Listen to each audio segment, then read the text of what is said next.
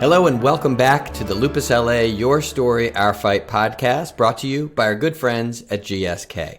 I'm the host, Adam Selkowitz, and I am happy to introduce you today to Lindsay Cafritz. Lindsay is a Lupus LA board member, a Lupus LA advocate, a lupus advocate, I should say, beyond the boundaries of Lupus LA, and a freelance writer. And hi, Lindsay. Welcome to the podcast. Thank you so much for having me. Happy to be here. Of course. So what I want to talk to you about today, what I think is really interesting about your story, and I think a lot of people will relate to this, is you were on a real specific path in your life. You had a lot of things going on, a lot of balls that you were juggling before your lupus diagnosis. And then your lupus diagnosis really, forced you into a left turn. And I think that's something that we haven't explored a ton here on the podcast. And I think your story really illustrates that. So I wonder if we could start tell me about Lindsay before, give me the Lindsay story up to the lupus diagnosis. Sure. I would fully agree with that. Everything you literally just said. I was a fairly normal kid outside of some very strange chronic health things that no one ever really pinpointed. They were just kind of considered, you might have like a weak constitution or, bad luck, migraines, maybe it's hormonal, you grow out of it. But other than that, I was like a pretty normal kid. I was a varsity athlete. I was an AP student, honor roll, all that stuff. My mom, who was like my hero growing up, she was the president, CMO of Guess and a few other fashion companies. So she was the head of merchandising, basically everything to do with clothing. And I wanted nothing more than to be her when I grew up. And I would follow her around the world. And I wanted to be in fashion desperately. And that is what I set out intending to do. I went to GW in DC to study marketing, and I wanted to go into fashion, marketing, PR, and fill in the blank, anything else to do with clothing. I loved fashion. And unfortunately, given the nature of all of those very competitive and very labor-intensive tracks, my health didn't really agree to go along for the ride with me, and that's kind of when some stuff started to happen. And again, so tell me then, where were you when you realized, okay, something's not right here? So I was actually with my mother in Florence on one of her business trips for a global symposium fashion show type thing for one of the global companies she was working with at the time. And I'd just gotten diagnosed with celiac. And they kind of said that, that might explain some of these other things, even though it's not traditionally associated with that illness. And I had such a bad migraine, and I was having burst capillaries, all this weird stuff that I almost could barely stand. And I was just trying to force it through. And even the people with me there were just kind of like, are you sure it's just like from gluten? Like, are we sure that's what's going on here? And I think because I had things kind of spread out all over the place as far as my symptoms went, doctors had a really hard time with me. And even though it runs in my family, ironically, my grandmother, who had already passed away, we were 99% sure, posthumously she had lupus, but she had a very similar life track record that ultimately led her being terrified of going to doctors because they told her she had everything from brain cancer to Crohn's to all this other stuff. And again, because it didn't fit in one box. Even after I was in college later and I got my wisdom teeth out, which is the most standard procedure ever. Everyone does it. It's a rite of passage, right? Yeah, exactly. Like very standard. Somehow 48 hours later, again, in an unfortunate turn of events, I I had got a infection that went septic. I went into septic shock, and I was going into renal failure, and I had pleural empyema, all in 48 hours from quite literally the most common procedure in modern medicine, Sure. inexplicably. And this is before Florence, or this is This is a few years later. This is a few all, years later? Okay. again, Right. inexplicable, weird hodgepodge of symptoms. And And then you would come back to kind of a normal place, like you would. So you'd have an incident like this, and then would you sort of right the ship and think, "Oh, I'm fine. they I've would put it dodged in that a bullet." box and say, you just have a bizarre case of this. Like you have chronic migraines and you just also happen to have these digestive issues. You also happen to have these lung issues. You have chronic lung infections. But no one bothered maybe saying maybe all these things are interconnected. And it's not just like, oh, you are unfortunate enough to have these standalone things. Hmm. And as a result of that, obviously things escalated to a point where they really never should have escalated because no one bothered to Hmm. put those pieces together Right. between, digestive issues, vascular, neurological issues, and then lung issues. And then obviously, kidneys, one of the most common manifestations of lupus. I have lupus in my Right. family. I was in renal failure. And still, even after this entire incident where I almost died, no one bothered to look into why this all happened. They just put me on an IV of antibiotics, did the surgeries, and said, okay, like this was a bit of a freak occurrence, but, hopefully it'll be fine going forward. And, at a certain point, you just start kind of thinking, well, maybe it's just I'm unlucky and maybe there really is nothing going on. And, again, like you're kind of taught, like, especially being young, like, Florence was 15, this was 19, like these people train for decades, why would I know more than them to say, hey, maybe you need to take a closer look at this? But honestly, like I had to learn the hard way. No one knows your body better than you do. Like I didn't even, the only reason we even went to the hospital was because my heart rate was getting so just out there and they like Hmm. didn't really read a pulse very well, and I thought I had acid reflux, and the pain I was feeling that I told myself was acid reflux were my kidney shutting down. So it's I the think mind that's. can I create think that point you make is really important. The no one knows your body like you do. I think that's really something that all lupus patients eventually come to know. But I think pre-diagnosis, it's a it becomes a mental challenge because people are telling you one thing, but your gut and your body is telling you the other. And I think if there's one real strong message from your story already, just the part of it we've already heard, it's listen to your body and use that voice to sort of get what you want. So how did you how did who figured it out, or how did you push to get it figured out? It's funny because it wasn't any of the people that you would necessarily think. But I've had a few different people in my life. One is my chiropractor, who has seen me my whole life, and again, has always noted that there's something to do with the way my muscles and connective tissue react and respond to things that aren't normal. And actually, my dermatologist, well, I wasn't even seeing for things necessarily related to lupus. It actually took until I was 19, actually, right around the time where the renal episode occurred and this whole, death, like near death scare, so to speak. He had seen me my whole life for, standard stuff like moles and like hormonal teenage Hmm. acne. And he saw me again. He's like, Lindsay, this isn't normal. Like, I know this isn't necessarily my area, but I'm going to put in some labs for you and we're going to see where this goes.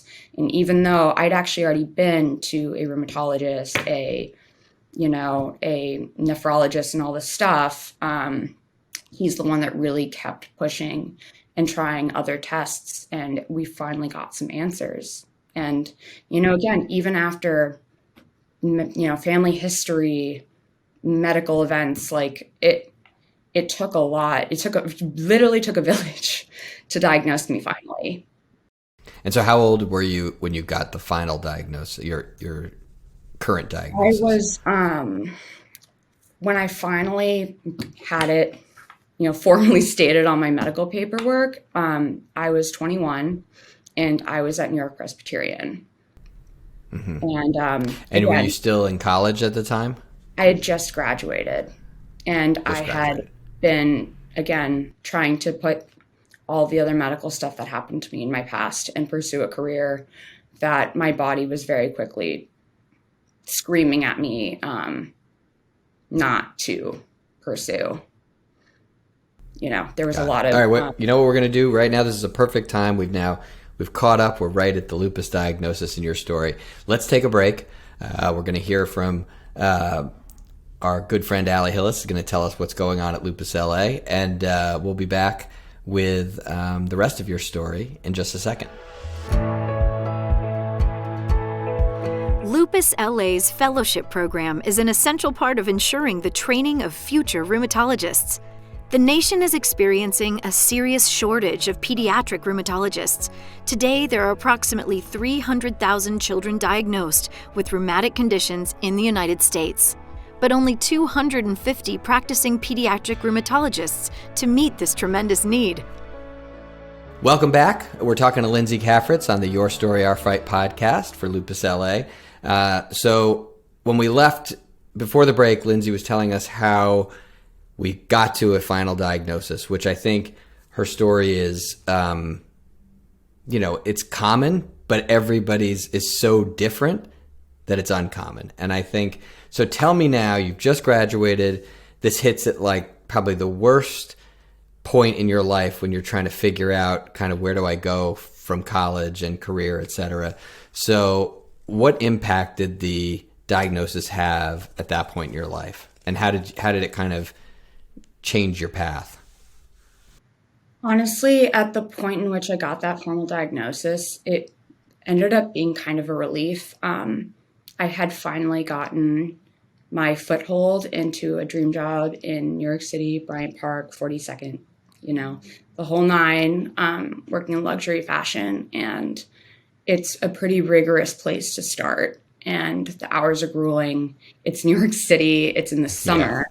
That heat in those old buildings is like no joke. And actually my health deteriorated to the point where I almost passed out at work. And I honestly was starting to kind of tell myself that, I was getting in my own head a lot as to like, if I could really hoof it, maybe I'm just weak, or, maybe I just can't be what I want to be because I'm less than of some kind. So to get an answer that it's not a weak constitution, it's not anything that I've done to myself, and it's nothing that, would come from me not wanting it enough or trying hard enough, was a huge relief for me personally and my mental health, because it can get really just very daunting and discouraging.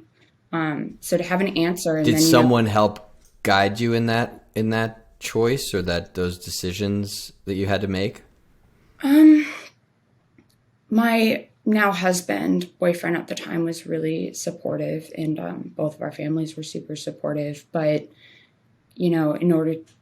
I still had wanted at the time to pursue that career. And we just ended up having a heart-to-heart discussion where, as much as it meant, what I thought in my head, my traditional ideal, future life looked like, maybe I could find a way that works for my reality, because the two were not commingling well. And for the people I love and for myself, there's no point in killing myself for something if I'm not going to be around to enjoy it, right? So that's when we moved back to LA. I'm from here, so it was moving back home for me, in a better weather environment, slower pace, doing stuff from home that I could then, be able to focus on my health and look at it not as a loss, but as just a different new normal or a new opportunity that might not be exactly what I pictured, but it's still no less impactful or productive or impressive. And yeah, what have you found? What things have you uncovered that you probably wouldn't have uncovered had you stayed in that, heart pounding New York fashion world? What joys have you found? I found my own creative voice. I didn't ever really think of my writing ability beyond just getting good grades in creative writing classes or English, and I really found my voice there. My imagination really got to blossom, and actually I ended up going from fashion into makeup and skincare, and that's what I did a lot of freelance work with because I was dealing with a malar rash, and I just realized that there isn't a lot of resources out there for people dealing with those types of things. And obviously, again, like when no one's there with the information, you really have to rely on yourself to figure it out. And I really just educated myself, and I found a whole new love in something that wasn't necessarily fashion, but has always been in the periphery and something I always enjoyed. But I got to really take a second look at it and figure out what genuinely gave me joy, and what I found enjoyment in learning about and pursuing. And that was a blessing in disguise. And tell me about the relationship between you and your husband and how, because that evolved. He's really been with you throughout the entire, not the entire process, but pretty much from college, right? We met a month and a half before the wisdom teeth incident, and we joke about it now, his mom was giving him a hard time because he was abroad, and he ran up this insane phone bill texting me while I was in the hospital after my wisdom teeth. My parents would joke that, you're only waking up from this to text this boy, what's the deal with this boy? And literally when I got back to DC, he was the one driving me to get, I had to get some follow-up surgery. It was really trial by fire, but, it also just taught me that, even though you're young, and this is something that, young people don't necessarily think that they're going to have to deal with so soon. You don't want to discount people, and, they can surprise you and rise to the occasion. And here we are a decade later, married, hopefully going to start a family, all that stuff. So he's been really a huge blessing to me. So let's talk about, I know that the starting the family part has been a challenge, and I know you want to share that part of your story, and I think it's a part of the story that so many women and couples have challenges with. When my wife and I started to try to have kids, I thought for sure I was going to be, with my health history, it was going to be a disaster. And it turned out, that we had other issues that, the process took a long time, and 2 amazing kids through IVF are with us. But I understand, those challenges are ahead for you, and I want you to sort of share that part of the story. Yeah. So I always knew, even before I knew I had lupus, that, it's not just going to be that simple for me, probably, given some of the issues I've had. And you like to think you're prepared for it, but having that, mentality early and just knowing what it's like to suffer as a child kind of makes you a little more, proactive in that regard. So we've always kind of known, and I've made sure that my husband knew what being with me would look like in all forms. However, I had really initially wanted for us to have one thing that was normal, because not a whole lot that we've gone through journey-wise is normal. And I really wanted to, conceive and carry my own child. And after having some tough conversations with my doctors and discussing, I've been on my medical regimen for quite a while now, and it's pretty extensive, what was realistic and what wasn't. And I was really lucky to find out that all my, my ability to create embryos was there, but finally one of my doctors said, you have chronic pain, you're hypermobile, you have vasculitis issues. Is this really the best path to have a family? And I realized quickly after that, we had a conversation and decided to pursue surrogacy, which was hard at first. It's hard to accept something, again, when you think about, when you're a little kid and thinking about yourself as an adult. It's not always like, you're like, oh, like when I grow up, I'm going to do this with my, Right. But Right. after finally having it sink in, I realized really it was the most responsible thing we could do. And, luckily there are some really generous, kind-hearted people out there who want to help people in, my family's situation, bring their children into the world. And it really, as a parent, and what my parents have taught me and my husband's parents taught him was, it's really what you do as a parent.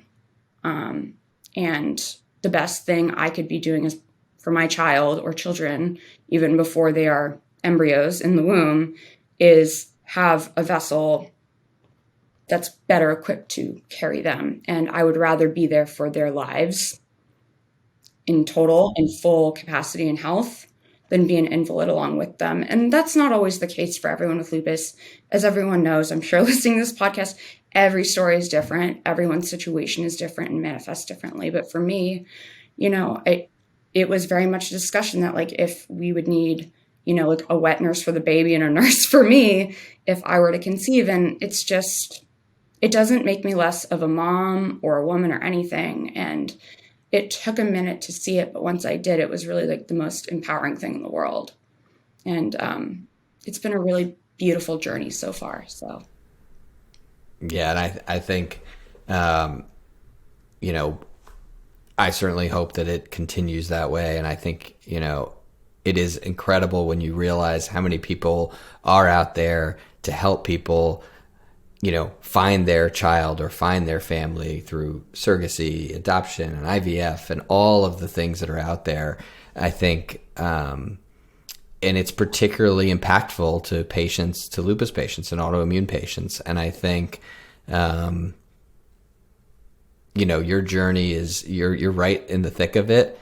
And I appreciate you sharing that for our audience, because I think those are really, really hard conversations. I'm sure the relationship, is really tested when you have to have those conversations. it definitely is. But, it's funny. There's so many stigmas attached to pregnancy and parenthood.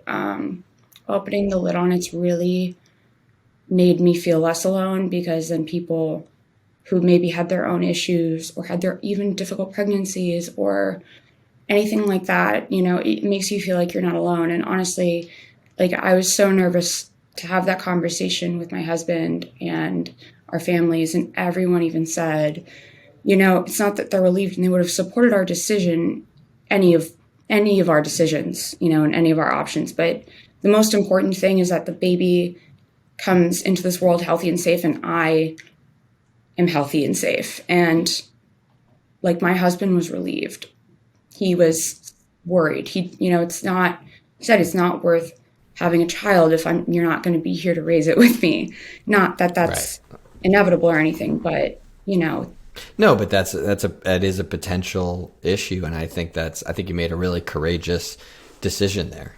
And so speaking of courageous decisions, tell me how you came to be a lupus advocate. What really sort of, I always am appreciative, but I always wonder, what's that choice where people say, you know what, I'm going to go out there and, work hard for a charity. I'm going to go out there and tell my story. I'm going to, what sort of prompted that? Again, back to like the beginning of this interview, I mentioned that there was a lot of weird things with my childhood that made me miss a lot of school, inexplicably really put me in some dark spaces mentally, not knowing what was going on. And to me, all of this is worth it if I can spare another Lindsay in middle school, high school, not knowing why they have these health problems that no one can explain, that makes them miss all of school, that makes them miss out on a traditional childhood or adulthood. And that to me is all the reason in the world. And it makes anything that I've learned, worthwhile, honestly, to be able to share it, to make sure that there is more awareness, that children have the resources and they have more educated, general practitioners. They have just more of everything. So they know that they're not alone. They're not crazy. Their truth is real, and they should feel empowered to speak up for themselves and, be able to adequately live life even with a autoimmune disease. And that's just been always really important to me. Yeah, I know you're a supporter of our fellowship that we do with Children's Hospital Los Angeles, and I think we're very appreciative, and I know CHLA is incredibly appreciative of us. The fellowship really puts a new pediatric rheumatologist in a position to succeed, and I can't think of a better one of the best. It's really one of the best programs that we have, and so talk about what made you want to support that program in particular. That's always been something near and dear to my heart, both just, again, on behalf of the community and personally. Like I said, I have lupus on both sides of my family, and my husband actually, he has family members with lupus, and we've always known potentially our children could have lupus. It's very likely possibility. And I certainly was one of those people that kind of got lost in the shuffle of, the medical bureaucracy world. And I just really wanted to make sure that we did our part to make sure that there are children who don't have to go through medical traumas, do not have to have life-threatening events, and they really have the best people able to take care of them, regardless of their socioeconomic, position or anything like that. And that they could seek adequate care and live their lives and live their dreams and really just thrive. And I couldn't think of a better way to do that than to support the Children's Hospital of Los Angeles. And especially with such a specialty, it's really near and dear to us, obviously. So, excellent. Well, your story is really powerful, and I thank you for telling it to this podcast and to the world, and wishing you good health. And thanks again. Thank you so much. On behalf of the entire team at Lupus LA, we thank you for joining the Your Story, Our Fight podcast. Please tune in, spread the word, and come back for more inspiring lupus stories. I'm your host, Adam Selkowitz, wishing you good health, and to always remember, your story is our fight.